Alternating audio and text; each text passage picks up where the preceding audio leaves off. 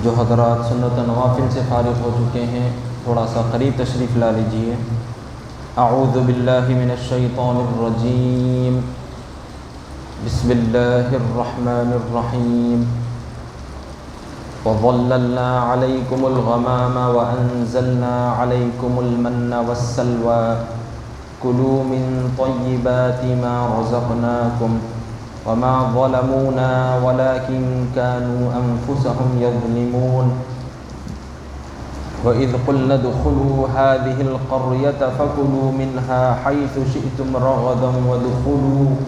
وادخلوا الباب سجدا وقولوا حطة نغفر لكم خطاياكم وسنزيد المحسنين فبدل الذين ظلموا قولا غير الذي قيل لهم فأنزلنا على الذين ظلموا رجزا من السماء بما كانوا يفسقون۔ صدق اللہ العظیم۔ محترم حاضرین، ابھی جن آیات کی تلاوت کی گئی ہے یہ پہلے پارے سورہ بقرہ کے 6ویں رکوع کی آخری آیتیں ہیں۔ بنی اسرائیل کے حالات ذکر کیے جا رہے ہیں۔ اللہ تعالیٰ نے اس قوم پر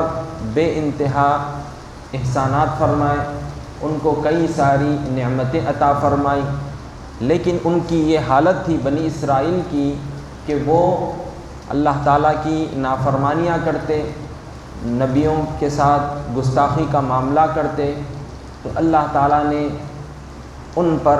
عذاب نازل فرمایا اور ان کو دنیا کے اندر بھی سزائیں دی۔ چنانچہ کل ایک واقعہ ذکر کیا گیا تھا کہ جب حضرت موسیٰ علیہ السلام تورات لے کر کوہ طور سے بنی اسرائیل کے پاس آئے تو ان میں کے بعض لوگ کفر اور شرک میں مبتلا ہو چکے تھے، بچھڑے کی پوجا کرنے لگ گئے تھے۔ حضرت موسیٰ علیہ السلام نے ان کو ڈانٹ ڈپٹ کی، ان کی اصلاح فرمائی۔ اللہ کی جانب سے حکم ہوا کہ ان کو بطور سزا کے قتل کیا جائے۔ چنانچہ وہ لوگ خوشی خوشی اپنے آپ کو پیش کیے اور اس طرح سے کئی ہزاروں کی تعداد میں نافرمان مجرموں کو قتل کیا گیا۔ پھر اللہ تعالیٰ نے ان کی توبہ قبول فرمائی اور پھر ان کو شہیدوں کا مرتبہ عطا فرمایا گیا۔ پھر اس کے بعد یہ ہوا کہ جو حضرت موسیٰ علیہ السلام کتاب لائے تھے تورات، تو کئی سارے ایسے بیوقوف لوگ تھے، ایسے گستاخ لوگ تھے جنہوں نے کہا کہ ہم اس کتاب کو اللہ کا کلام اسی وقت مانیں گے جب تک کہ ہم اللہ سے خود نہ سن لیں کہ یہ اللہ کا کلام ہے۔ چنانچہ حضرت موسیٰ علیہ السلام کو حکم ہوا تو آپ 70 آدمیوں کو لے کر، جو قوم کے بڑے لوگ تھے، ان 70 لوگوں کو لے کر کوہ طور پر گئے، جہاں پر حضرت موسیٰ علیہ السلام نے اللہ تعالیٰ سے کلام فرمایا، اللہ تعالیٰ نے آپ پر خاص وحی نازل فرمائی۔ تو اب یہ بدبخت لوگ، یہ 70 آدمی پہلے تو کہے تھے کہ ہم خالی سننا چاہتے ہیں کہ یہ اللہ کا کلام ہے، کہ اللہ تعالیٰ آپ سے جو بات کرتا ہے ہم سننا چاہ رہے ہیں، تبھی ہم کو یقین آئے گا۔ اب وہاں جانے کے بعد کیا کہتے ہیں کہ ہم جب تک کھلم کھلا اللہ تعالیٰ کو نہ دیکھ لیں تب تک ہم ایمان نہیں لائیں گے، تب تک ہم اس چیزوں پر یقین نہیں کریں گے۔ تو اللہ تعالیٰ نے ایک زوردار بجلی نازل فرمائی، ایک بھیانک آواز آئی جس سے وہ 70 کے 70 لوگ آن میں مر گئے، ہلاک کر دیے گئے۔ حضرت موسیٰ علیہ السلام بڑے حیران ہو گئے، اللہ کی بارگاہ میں فریاد کرنے لگے کہ مولا، پہلے تو بنی اسرائیل میرے سے کئی مرتبہ بدگمانیاں کرتے ہیں، اب جب یہ لوگ یہاں پر ہلاک کر دیے جائیں گے، یہ لوگ جو مر چکے ہیں، اب میں بنی اسرائیل کے پاس جا کر کیا کہوں گا؟ وہ لوگ تو اور بدگمانی کریں گے کہ موسیٰ علیہ السلام نے ان کا کام تمام کر دیا کہ ان لوگوں نے بات نہیں مانی۔ تو پھر اللہ تعالیٰ کی بارگاہ میں دعا فرمائی تو اللہ تعالیٰ نے ان 70 لوگوں کو،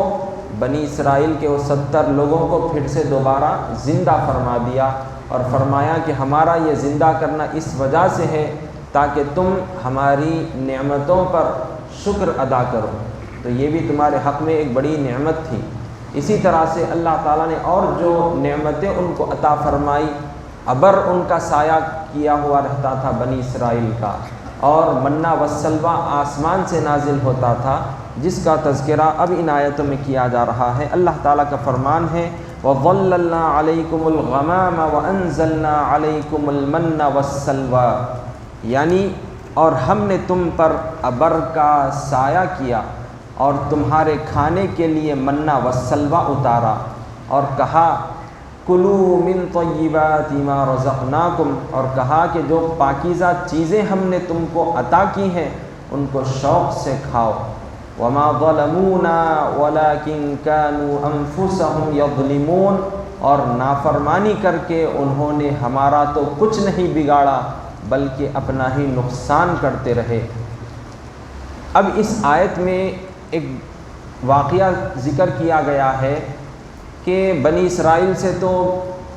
بنی اسرائیل کو فرعون سے آزادی مل گئی، اب وہ بڑے سکون میں آ گئے تھے، مزے کی زندگی گزر رہی تھی۔ بنی اسرائیل کا جو اصل وطن تھا، بنی اسرائیل کا جو اصل وطن تھا وہ ملک شام تھا۔ حضرت یوسف علیہ السلام جب مصر کے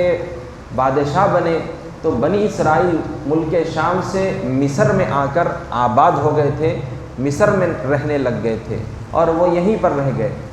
اب جب کہ فرعون سے ان کو آزادی مل گئی، مصر بھی فتح ہو گیا، مصر میں اب وہ لوگ بڑے سکون سے ہیں، تو اب حکم دیا گیا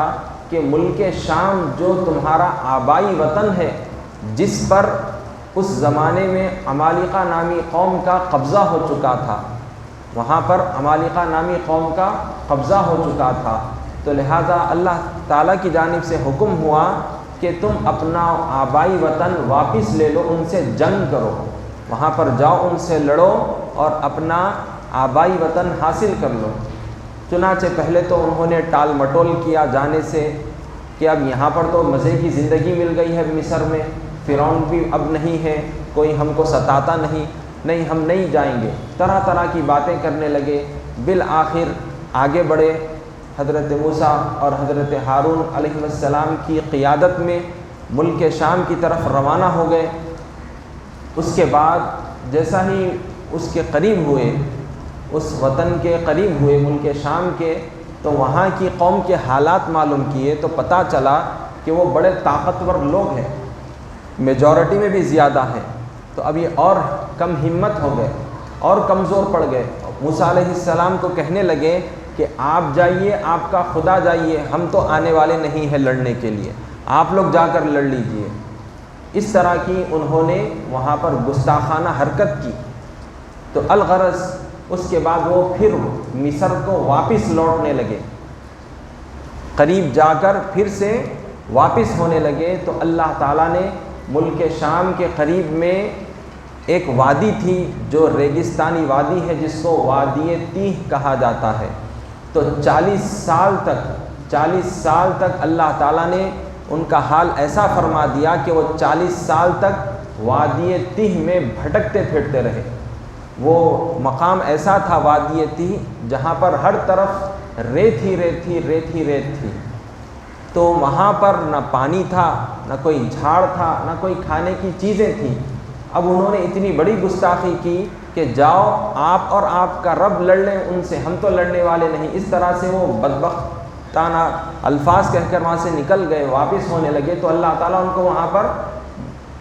پھراتا رہا۔ چنانچہ اللہ تعالیٰ نے ان پر یہ کرم بھی فرمایا، یہ نوازش بھی فرمائی کہ وہ تو ریگستان تھا، رہنے کے لیے کوئی جگہ بھی نہیں تھی، ریت میں معلوم ہے سب کو کہ ریگستان کتنا گرم ہوتا ہے، وہاں پر دھوپ ہی دھوپ ہوتی ہے، کوئی سایہ نہیں ہوتا، تو اللہ تعالیٰ نے بادلوں کا سایہ ان پر فرما دیا کہ بادل ان لشکر والوں کے ساتھ، بنی اسرائیل کا جو لشکر تھا وہاں پر ان کا سایہ کیے ہوئے رہتا، ان کو دھوپ سے بچاتا۔ اب کھانے کے لیے کھانا بھی ہونا تھا، تو اللہ تعالیٰ نے آسمان سے منّا والسلویٰ اتارا۔ منّا ایک میٹھی چیز کو کہا جاتا ہے جو کہ شکر کی طرح، چھوٹے دھنیے کے دانوں کی طرح روزانہ شبنم کے جیسا آسمان سے نازل کی جاتی اور صبح سویرے سویرے وہ ڈھیر کے ڈھیر کپے کے کپے تیار رہتے، تو منّا میٹھی چیز کو کہا گیا ہے۔ اور جو سلوا ہے، سلوا سے مراد اس مقام کے چھوٹے سے پرندے تھے یا پھر بٹیر اس کو کہا گیا ہے۔ تو وہ پرندے غیب سے ان کے پاس ہر روز آ جاتے، تو یہ لوگ شکار کر لیتے اور ان کو شکار کر کے بھون کر کھا لیا کرتے تھے۔ یا پھر یہ بھی ذکر کیا گیا ہے کہ منّا سے مراد ہر وہ چیزیں جو بندوں کے لیے زمین میں کھانے کی ہوتی ہیں، اللہ تعالیٰ وہ نازل فرما دیتا تھا، اور چھوٹے چھوٹے پرندے خود بخود بھنے ہوئے روزانہ ان کے پاس آ جایا کرتے، جس سے وہ اپنی بھوک پیاس مٹا لیا کرتے۔ اب پینے پانی بھی ہونا تھا، تو اللہ تعالیٰ نے موسیٰ علیہ السلام کو حکم دیا، تو موسیٰ علیہ السلام نے اپنی لاٹھی نکالی اور وہاں پر ایک چٹان تھی، تو اس پر آپ نے اپنا عصا مارا، جس سے 12 پانی کے چشمے نکل آئے۔ ریگستان میں تو پانی نہیں ہوتا، لیکن اللہ تعالیٰ نے آپ کے ذریعے سے یہ معجزہ ظاہر فرمایا کہ پانی نکلنے لگا، اور اس طرح سے بنی اسرائیل کے جو 12 قبیلے تھے وہ سب کے سب پانی پینے لگ گئے، تو ان کو کھانے کے لیے غیب سے کھانا بھی آنے لگا، بغیر کسی مشقت کے محنت کے ان کو منّا و سلویٰ ملنے لگا، اور پانی بھی ملنے لگا، اور دھوپ سے بچنے کے لیے اللہ تعالیٰ نے ان پر ابر کا سایہ فرما دیا، اور رات میں اندھیرے میں ان کے لیے روشنی بھی فراہم کر دی کہ آسمان سے ایک نورانی پلر وہاں پر بھیج دیا گیا، تاکہ یہ اندھیرے میں نہ رہیں بلکہ روشنی بھی ان کو نصیب ہو جائے۔ تو اللہ تعالیٰ نے یہ ان پر احسان فرمایا، نعمت ان کو عطا فرمائی، جبکہ انہوں نے یہ نافرمانی کی تھی کہ وہ واپس ہونے لگ گئے تھے، لیکن اللہ تعالیٰ نے 40 سال تک ان کو ریگستان میں ہی پھراتے رہا، اور 40 سال تک ان کو یہ کھانے پینے کی چیزیں برابر ان کو عطا فرماتا رہا، تاکہ ان کے اندر اللہ رب العزت کی تڑپ پیدا ہو جائے، اور پھر سے وہ اللہ کے حکم کے فرما بردار بن جائیں۔ الغرض ان کو یہ ہدایت بھی کی گئی تھی کہ یہ جو کھانے پینے کی چیزیں جو بھیجی جا رہی ہیں، تم اس کو دوسرے دن کے لیے اسٹور کر کے نہیں رکھنا، اس کو اٹھا کر نہیں رکھنا، بلکہ روز کا روز یہ تم کو ملتی جائیں گی، بس تم شکر ادا کرو اور کھاتے پیتے رہو۔ لیکن یہ قوم نے، یہ بنی اسرائیل کے لوگوں نے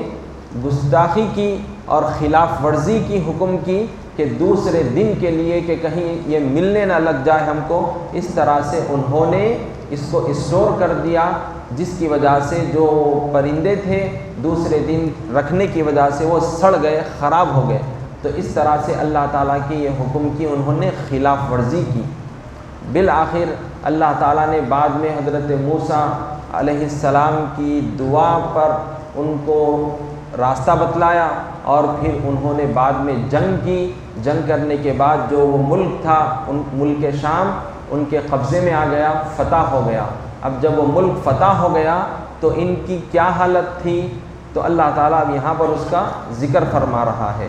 وَإِذْ قُلْنَا ادْخُلُوا هَٰذِهِ الْقَرْيَةَ فَكُلُوا مِنْهَا حَيْثُ شِئْتُمْ رَغَدًا، اور وہ وقت یاد کرو جب کہ ہم نے تم کو حکم دیا کہ اس بستی میں داخل ہو، اور اس میں جہاں چاہو خوب کھاؤ پیو۔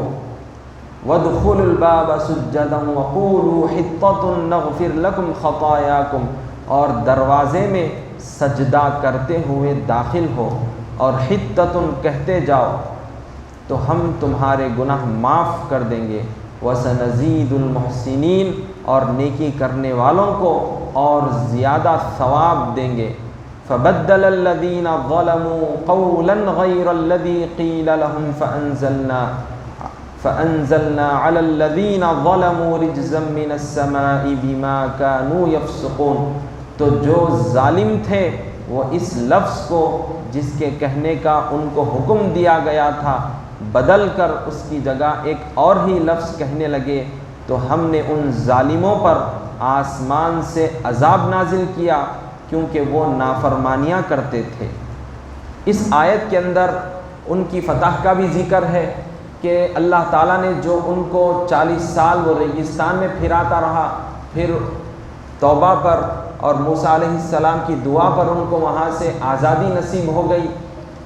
اس کے بعد وہ جنگ کرنے تیار ہو گئے۔ جنگ کرنے کے بعد اللہ تعالیٰ نے ان کو بڑی شاندار فتح نصیب فرمائی، وہ کامیاب ہو گئے۔ اب جب کامیاب ہو گئے تو اب ان کو یہ حکم بھی دیا گیا کہ اس کامیابی پر غرور نہیں کرنا، گھمنڈ نہیں کرنا، اترانا نہیں، بلکہ جب تم اس ملک کے اندر داخل ہو تو دروازے سے گزرتے وقت عاجزی انکساری اختیار کیے ہوئے رہنا، یعنی اپنے اندر جھکاؤ پن کو اختیار کیے ہوئے رہنا، اور یہ دعائیں مانگتے رہنا، حتۃ یہ لفظ پڑھتے جانا، حتۃ یعنی ہمارے اے رب العالمین ہمارے گناہ معاف فرما دیجئے، ہمارے گناہ جھڑا دیجئے، ہم کو بخش دیجئے۔ تو یہ لفظ بولتے ہوئے، حتۃ یہ لفظ کہتے ہوئے تم دروازے سے داخل ہونا۔ تو ان بدبختوں نے کیا کیا؟ ان بدبختوں نے یہ کیا کہ ان کو جھکنے کا، عاجزی کا حکم دیا گیا تھا، لیکن انہوں نے اپنے سرین کے بل گھسیٹتے ہوئے دروازے سے داخل ہوئے، اور جو حتۃ لفظ کہا گیا مغفرت طلب کرنے کے لیے دعا سکھائی گئی تھی، تو انہوں نے حتۃ لفظ کے بجائے حنتۃ کے معنی عربی میں گیہوں کے آتے ہیں، تو مذاق سے یہ الفاظ کہتے ہوئے اور غرور اور تکبر کے ساتھ وہ داخل ہوئے اس ملک کے اندر۔ تو اللہ تعالیٰ نے ان کی اس نافرمانی پر اور پھر وہاں جانے کے بعد اور بھی کئی سارے انہوں نے غلطیاں کی، اور وہاں پر طرح طرح کی غیر غلط حرکتیں بنی اسرائیل قوم نے وہاں پر جا کر کی، تو اللہ تعالیٰ نے طاعون کی بیماری وہاں پر نازل فرما دی، طاعون کی بیماری کو بھیج دیا، جس کی وجہ سے وہ لوگ ہلاک کر دیے گئے۔